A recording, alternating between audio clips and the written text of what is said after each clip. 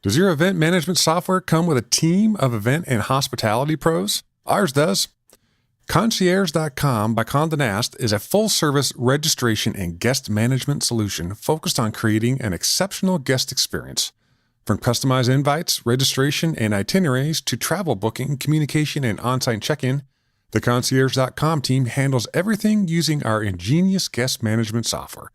Visit Concierge.com to see how we can help you and how we can make every guest feel like a VIP. Are you a follower? 9, 8, okay, 7, so we're gonna probably add. Welcome to GatherGeeks, a podcast by BizBash, the place where people passionate about meetings and events come together. Here are your hosts, BizBash CEO David Adler and Editor-in-Chief Beth Kormanik. Hi, David. Hey, Beth, here we are, another podcast. Yeah, in previous episodes, we've talked about the importance of gifts and creating an entire gifting strategy. But, not everyone has gotten the message. There are still planners out there with boring and impersonal corporate gifts and event gift bags. So we are bringing a new voice to the conversation. Charles Doligé of LR Paris. His family has been in the business of gifts for more than half a century, and they've given gifts to everyone from kings to kids. So, David, how did you get to know Charles? Well, it's kind of a different take on premiums. It's not the typical premium. It's really customized stuff at high level. And, you put the French accent against it, and it sounds better. No doubt. And so I really thought that he would... you could get a sense of how people are customizing their gifting programs. And this is kind of the high-end gifting side. And how did you get to know him? Well, I know that he had done work at the State Department. And so that is kind of what made me think this is someone to talk to. Now, it's interesting that a French company is doing business at the U.S. State Department. They do have offices here in the States. Yes. But they do deliver a quality that other people are not necessarily delivering in the types of things that they're designing for major brands. Right. Well, not all event planners have the weight of global diplomatic relations on their shoulders, but the thinking needs to be the same. It's to give a good gift, you have to understand your brand and then understand the message you want that gift to give. So we're going to hear about choosing gifts for any budget, what's hot and trending in gifts, and what you should avoid, and wrap up with really how you should present a gift. All these things need to be part of the conversation. So let's take a listen to your interview with Charles Doligé. So, Charles, welcome to GatherGeeks. Thank you. I went recently to your facility here in New York City and was blown away by what you thought was promotional products, but I really found that they were fine gifts and were kind of amazing as a way to reward people for being loyal to an organization in many senses. We're talking about events. So I wanted you to sort of talk about how these promotional items, what is your theory of promotional items at events? When you get a gift at an event, what does that do to you? What do you think it does? Talk a little bit about that, and then we'll go into your background and how you got here. Yeah, so I have to admit that right now when I receive something when I go to an event, it doesn't do anything to me because I don't think most of the time the product are well thought. So what we try to bring, it's really understanding, the brand, understanding the message, and really create the right experience when people are going to receive the product. So the most important is that if you go to an event and you receive a gift, that eventually you're going to use it and talk about it because now you have a return on investment for the people who made the gift. I mean, you started this, but you've been around in a long time in this business, right? Yeah, the company was created in 1959 by my grandfather, actually, in France. And I opened the US facilities in 2001. So yes, we are in this business for some time. And what was the theory of the business when you started? Was it event? It wasn't just event oriented, right? It was pretty much gifting. Yes, when my grandfather started, it was actually for the military in France because he was an high rank in the French military. And for him, the gift exchange was extremely important. And he was never really happy when he was giving a gift to king or queens because at this moment he was talking to this level of people. So this is why he created Adler Paris to really enhance the gift giving. Oh, go back into that. So you're saying that he gave gifts to high-ranking officials? Yes, absolutely. Because my grandfather was an high-ranking military, and at this moment, I'm talking in the 40s, early 50s, he was dealing really with president, king, queen, so very, very high level of people. And for him, every time he was giving a gift, he was not at the level of what he wants, because for him, again, it was a very important moment, the gift giving. Because so he was in the military trying to give gifts to these kings and queens and presidents, because and wasn't satisfied. Absolutely, because when he was meeting with them, the gift exchange is extremely important. Why is the gift exchange so important when you're dealing at that level? Well, because obviously somebody received you or you receive someone, so it's a way of your appreciation to them, for them to give you the time. Because again, when you talk at this level, it's all about time. So they don't have time. So the gift moment is extremely important and was very important for him. So this is why he's really started this company, because he was not happy with what he had at this moment. Give us an example of what he changed, what he saw was a good gift versus not a good gift. I think it was not only the product, but on the experience. So obviously, I'm talking, I was not born, but I remember him. It was all about the experience that he was putting in the gift. So understanding who was the person, who was the recipient, understanding the story, understanding who he was to make sure that he was giving the right gift. So the research was critical. Yes, absolutely. For him, it was really all about the experience around the product. The product itself, obviously, was very well done, but it was everything around to really understand and, having a smile or I don't know how to say this in English, but like a feeling. How do you say that in French? That sounds better.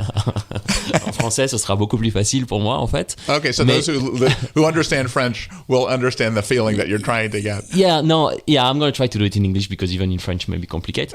But no, the when you have somebody in front of you who has everything, then if you find the right touch, then you start developing the relationship. So for him, it was all about the right touch. So for example, he was working a lot for the King Hassan II, so the King of Morocco. Right. And, he was a good friend of my grandfather. And, for him, he knew that the king has a passion for horses. So he made tons of research before he was doing a gift. And I know that, from the stories that he was telling us is that he put so much in understanding who's going to receive the product, basically understanding the brand, because now, come back to today, then the experience was also very important. And I think this is really what he put with this company. It's all about the experience. Well, it's so interesting that our paths kind of crossed because we both worked for the State Department. Yes, we do. And their gifting strategy was very, very well thought out. In fact, how many people do they have at the State Department that actually are involved in the gifting process? So they have a lot. I work with the people in charge of the finance, so the people who pay, because obviously, you have the head of protocol, but after the protocol, someone finances it. So we work at this level. We work with them since 2001. Actually, the first product we did was for Secretary Powell and President Bush. So, there is a lot of people. For me, I'm involved more with the top people, but not the political people. So the people who are going to stay and basically pay. So like the CFO of the Department of State. And we do a lot. So we work already for 4 Secretary of State since I came in the country and 2 presidents. And so when you go give gifting to world leaders and things like that, what are they looking for? I think it's the same as what my grandfather defined earlier. It's the experience. So obviously the product needs to be very well done and very well thought. And it's all around, the presentation box, the little card inside, the ribbon. It's all about the experience. So even today, I think that what my grandfather did almost 60 years ago is even more important today. Right. Because if you make a mistake today, now it becomes a worldwide mistake. We have some example of the US diplomacy who did some mistake when they offer a gift because they make maybe a misspell a word. And it's bad because with the social media, it's everywhere. So you're not. So allowed. Where have you seen that? Can you let us in on any of the faux pas? I remember one with. Can I name someone? Or? Yeah, why not? We can always edit this out if it's really bad. I don't think it's on her. But Mrs. Clinton, when she was Secretary of State, she offered something to the Russian people, and there was a misspell in it, and it was not actually a good word. So to us, it's a problem because this should never happen. So it's all about the experience and everything you put in it. Obviously, it has nothing to do with her because she's just giving the gift. But, yes, you're right. But the people who basically start this maybe didn't do the right research. Right. And mistake happen. Don't get me wrong. Everybody makes mistake. But I think today it takes a proportion that is even bigger than when my grandfather was giving gift to kings because at this moment there was no internet. Right. So it was really in a room and then, my grandfather was literally taking the gift and put it in the king's hand. Because at this moment it was like this. There was no picture. There is not all of this. Well, the presentation of the gift now is an important aspect of it. Yes, absolutely. Too. It's part of the concept. It's part of the experience. Right. In fact, the State Department has people that fly around with the president. Yes. Right? tell us about. Do you know anything about that sort of aspect of it? No, I'm not in too much in the inside. Yeah. But yes, people fly with them, so it's also things that are important in the gift because obviously they're gonna carry the gift. So depending on the level, you have different need. So we try to really understand all of these aspects and then create the gift. Have you done any world leader gifts at the State Department that you can talk about in terms of what things that you've given? Or oh yeah, we did a lot of different gifts, from at every level and at every price. It goes from scarf, porcelain trays, wooden box, bags. Well, there's certain price points, though, right? That the State Department specifically that you have to sort of atone to, right? Yes, it depends the level. So Right. it depends who goes the gift to. Right. So and from who, because at the State Department again, we work from I don't want to say from the mass to the very very Right, high the end. top So level. from some large number of product to very small number of Well, I products. think at the State Department, if I remember correctly, there is a limit on the price point that the president can give to a foreign dignitary. Of course, they get around it by figuring out ways to do it. Yes. But there is certain sort of restrictions that they can't go completely hog wild, except if it's customized in some way. Officially, yes. Officially, yes, yeah, Officially, but yes. but they're like I know that for the Cameron Prime Minister Cameron, they gave him a barbecue set for 10 Downing Street at one point, and I mean there's all sorts of, and I know that for the Queen Elizabeth they gave things for their horses. I mean there's very very thought out pieces. Yeah. But you give a lot of I've seen some of your scarves and things like that. These are massive gifts for events, right? Yeah. Tell us about some of the sort of the interactions you've had with that. I mean, why you did certain things. I mean, the fact is that your level of gifting is a higher level than most. Well, no, I think it's a more detailed and more thoughtful process than the others. So Right. I don't want to say it's higher because if we say that now it seems expensive. Right. But it's really not. More thought out. Yeah, More- it's completely thought out. For example, I can give you a very good example. Telemundo, the Hispanic TV station. So one year they came to us and said, we need 10,000 gifts, we have 90 cents, and we need to do this for small kids. So, budget is not very big on this one. And then the kids is not an easy target because, kids, it's not easy. So we come up with a watch in paper. So a paper watch that the kids colored. So basically they have the watch, it's in paper, and then the kids are going to color the watch. To us, this is a fantastic product for 90 cents because it's very well thought. Obviously if the kid's gonna learn something by reading the numbers, and then, he's gonna love the product. So it, well thought product doesn't mean expensive. So that's really very, very important because to us, people think we are expensive. We are absolutely not more expensive than the catalog type of product. But you don't do catalog products. No, do you? it's 10%. For the most part. Yeah, it's 10% of our activity. For us, it's more a service than anything else. Right. We try not to, but sometimes we have to because, we have to deliver in 2 days or in 3 days. But we try really to bring custom made and to bring the brand. So give us some of the ideas that you've presented to some of the most important brands, and so that maybe that if someone's listening, they could get some ideas on things that are out of the box, kind of. We always say out of the box. I mean, you also, from my understanding, is you also service some of the biggest gift companies, and you make the giveaways for the gift companies that you think would be doing their own giveaways. Yes, we do. We do a lot of gift with purchase, for example, on the for fashion brand that could do their own product. But the reality is that they don't because, sometimes they work at such a level in terms of price with their material that they cannot do the gift at $5. So they call people like us to make sure that we understand the brand and then continue the product. So,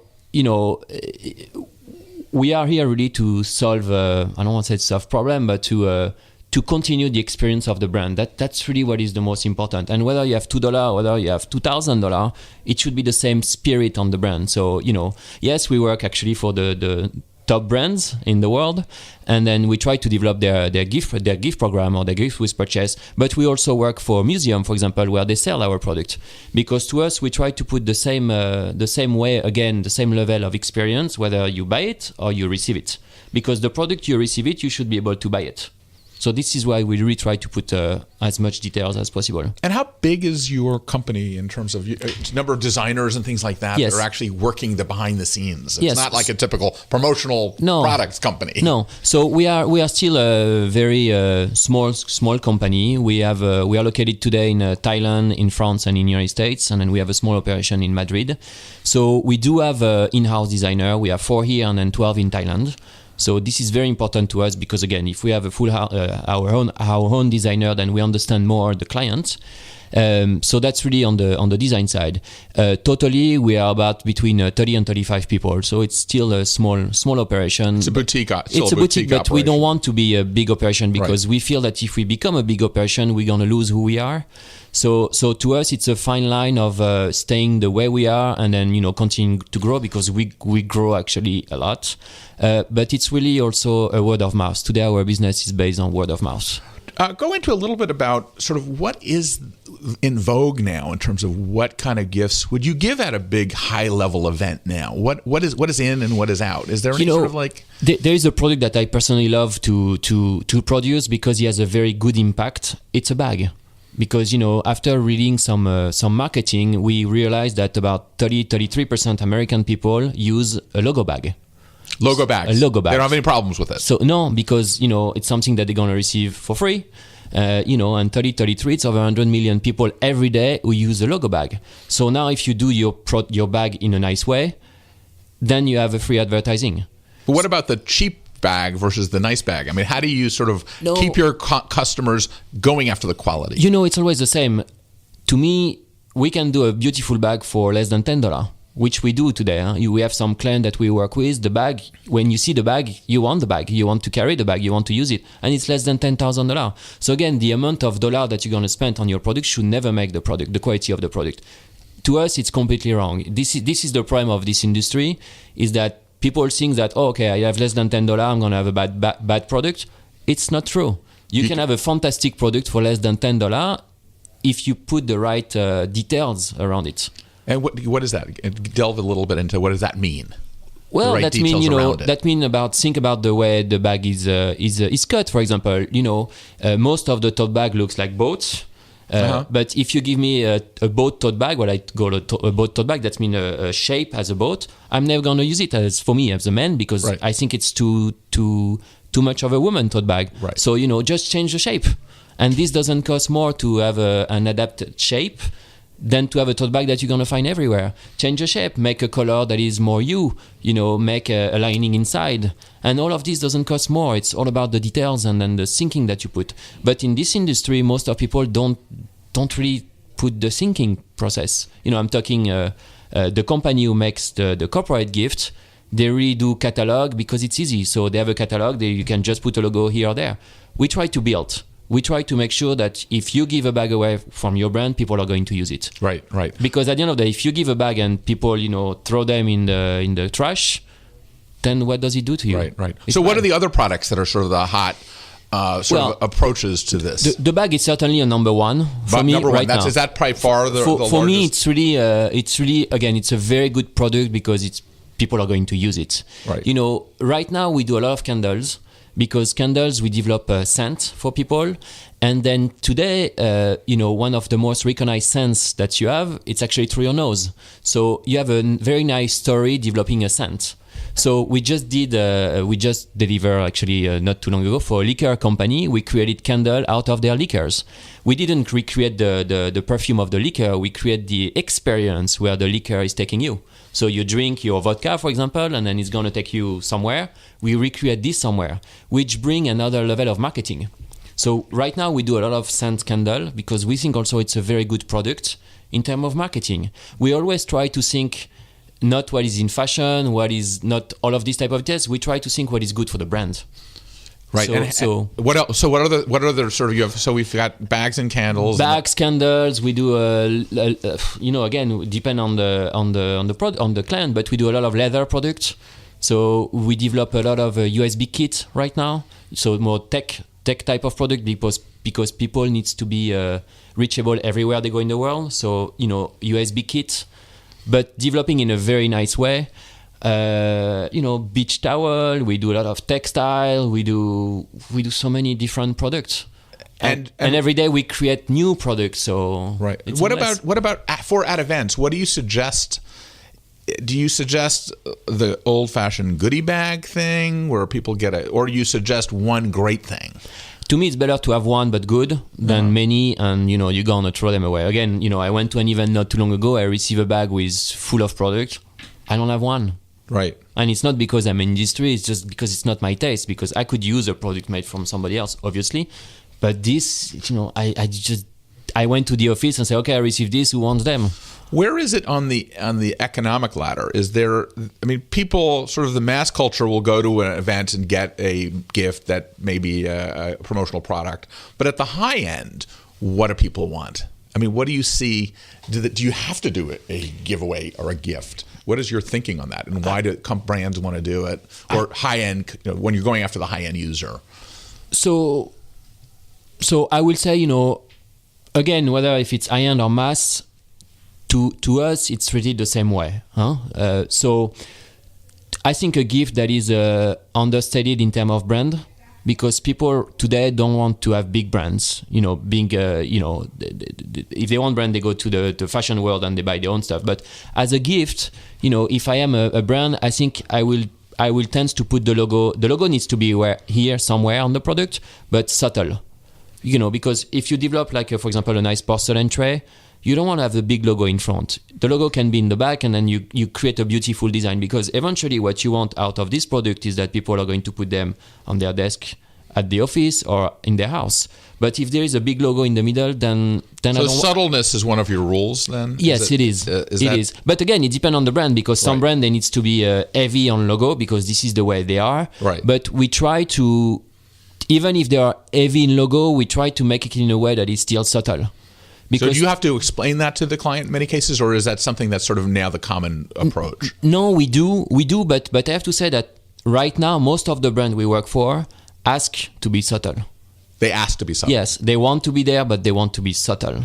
But what they want, it's a beautiful product with a beautiful design or beautiful shape, very well done, and they need to be somewhere, but subtle. And how does the promotional gift... the ROI of the promotional gift, how do people judge that? Is there a way? Well, I think this is still something that, especially in this country, that we need to work on, because as of now, people do the promotional without maybe always thinking about them. It's, I have to do it, so I do something. Well, why do they have to do it? Why do they think they have to do it? Because I think it's part of the culture, so it's important. So what we are bringing to them is actually a very good return on investment, because what you want is that we are trying to explain that at the end of the day, they're going to make a beautiful campaign, they're going to make beautiful ad, going to make all of this beautiful, but what's going to stay, it's the product. So if you give a product that doesn't represent who you are, then you're going to damage your brand. So that's why actually it's working so well for us, because people start to understand this. It's better to not do anything than to do something. So you think bad. that the bad stuff really has negative implications on the brand? 100%. Yeah. What 100%. Have you seen that's bad that you can? 100%, because if I receive something bad or if I have a bad experience, I'm never going to talk about it. Yeah. But if I receive a good experience in terms of around the product, and the product is fantastic, and I'm going to use it every day in my life, or it's something that is useful or beautiful that I can put in my house, I'm going to talk about it. How important is it to be innovative, or is it to be classic or traditional?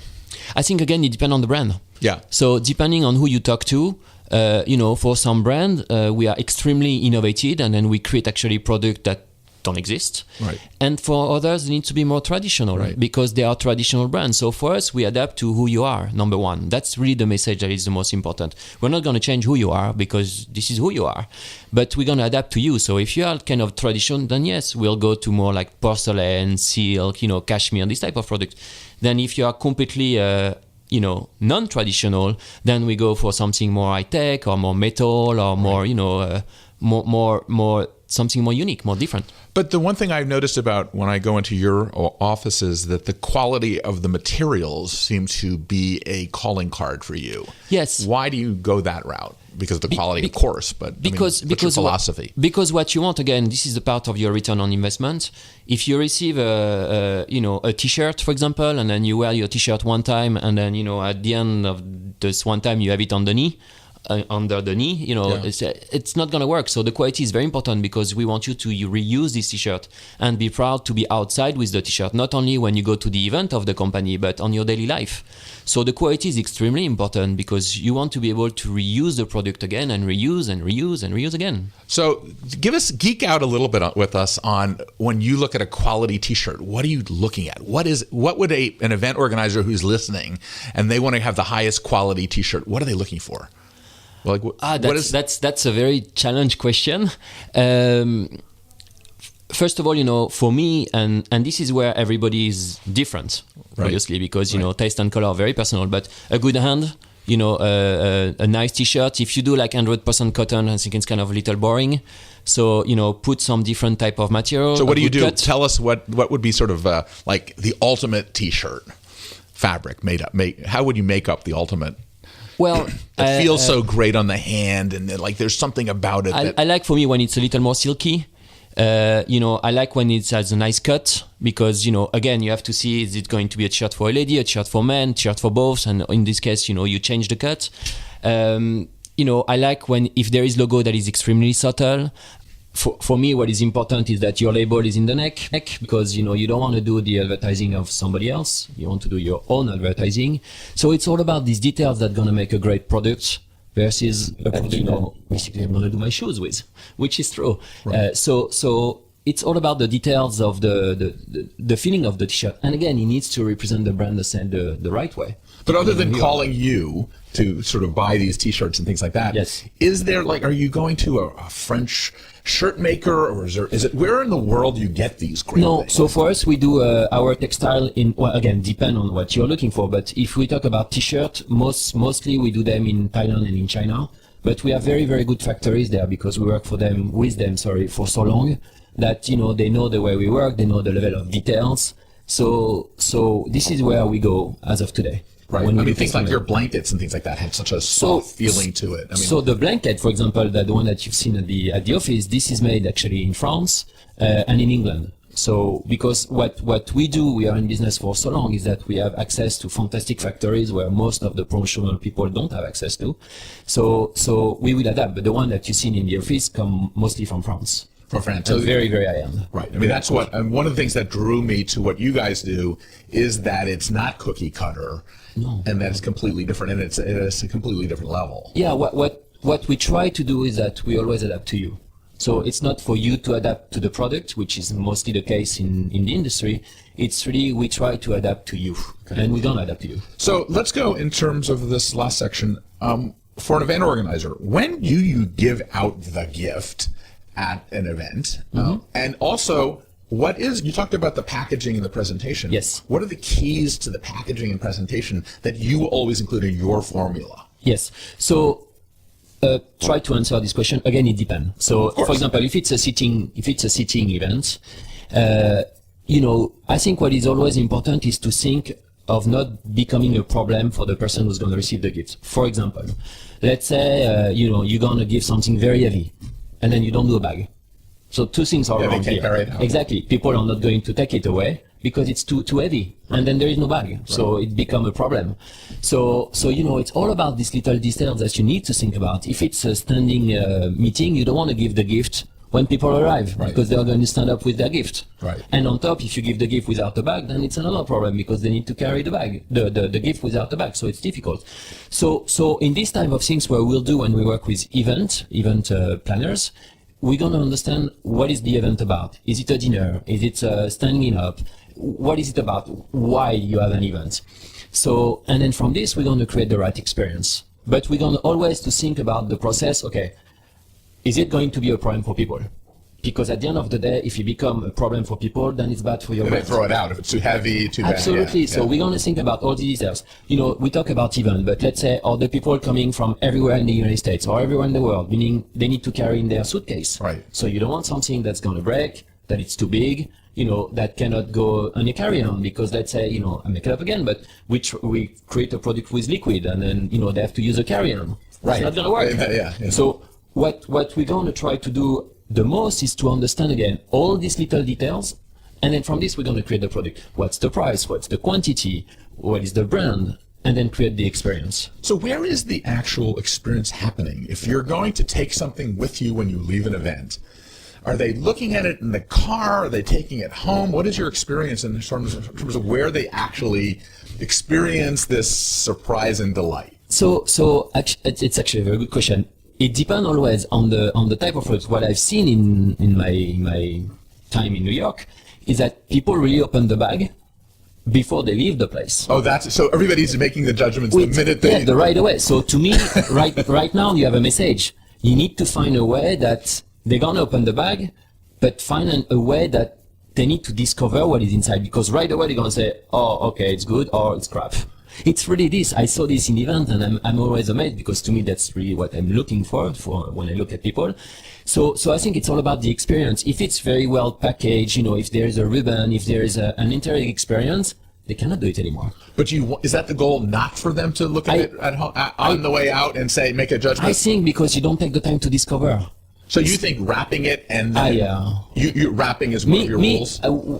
What I love to, if budget is possible, but let's say budget is possible, having a nice presentation box, having a ribbon, to me it's an ultimum, because now you talk about the real gift. Right. If it's a product that is throw away in a bag, then what's the experience? Right. And then you're gonna open, you're gonna see, your 3-5 gift inside, but there is no experience, and right away people are going to judge. So the ultimate Charles gift is something with a gift to me, a wrapping.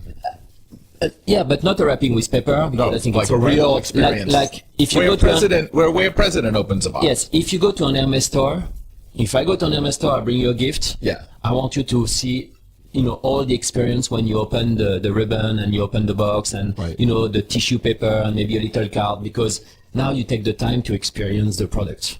And if I am a brand, that's what I want.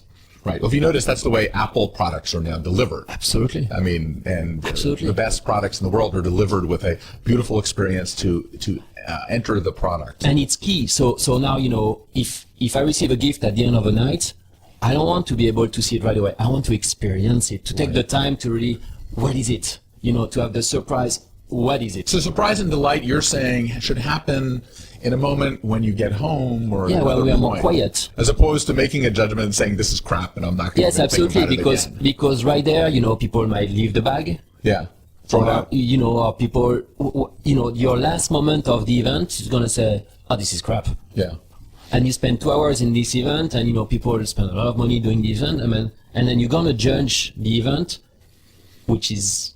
It's true with what you're going to receive in the bag. Yeah, so these like goodie bags with crap in it really are like doing a disservice to the event. To us, they damage the brand. Yeah. It's not a continuity of who you are or who you want to represent. Okay. You spend a lot of times, creating this event, but you spend a very little time thinking about the product. And I think it should be as equal. Right. So do you have any fantasy products that you want to produce, that you've gone in and you're just sitting there with the client and you're dying to say, why don't you do this? Is there anything in the back of your mind that you've seen that will be the future of your thinking? Wow, that's a challenging question. We create product almost every day. Yeah. So I have to say that every time we have an idea, we say it. Yeah. It doesn't work all the time, but we always go for it. So if there is one product in particular, I will say, maybe I can answer this question in an hour when I'm done with my next meeting, because it's really, every time it's different. So every time we really think about something unique. What about something you want to get at an event? Like, have you thought, like, Art, I'll put you on the spot. That you're basically, you're an attendee, and what's your fantasy gift? You just come back from a dinner party or a thing like that. Is there anything that you think that would be the next? Like, I want to basically give you a crystal ball and say, what do you think is going to be the future of the next level of gifting? Is it a leather thing? Is it a bag? Is it a Limoges thing? Is it a? I think the future of the gift is thinking of the people who are going to receive purpose. Them. So to me, we work a lot with big hotels, right. chains, and obviously all about the hotel is traveling. So for me, I travel a lot, and what I would love to receive from a brand is something that people actually understand who I am and what is my way of life, and understand that I spend my life on the plane, And what I would love to receive is a product where I can put all my little belonging when I'm traveling, my glasses and all of this in a little pouch. Yeah. But this pouch will be organized for me. And I think the day you start to understand people, then I think this is the future. But we are not there yet, because it's very complicated, obviously, because you need to have a lot of data about the people who receive the product.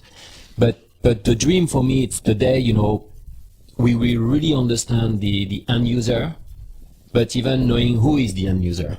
Right. And the actual person. The actual person, yeah. Well, we're in the era of personalization. I mean, yes, absolutely. millennials especially are looking for that. In the gift, we are not there yet, but I think this is where we're going to go. And actually, we are starting to work on some concept to really understand the end user, which is amazing. If we can achieve this, it's amazing. And we will. Great. Thank you so much. Well, thank you so much for having me.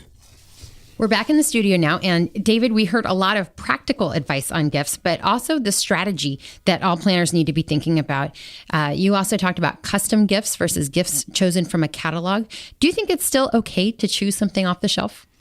I do. I think that depending on how you're positioning it, if it's typical swag, it's what are you putting on it to make it relevant to the person that's going to be consuming that piece of product or whatever it is.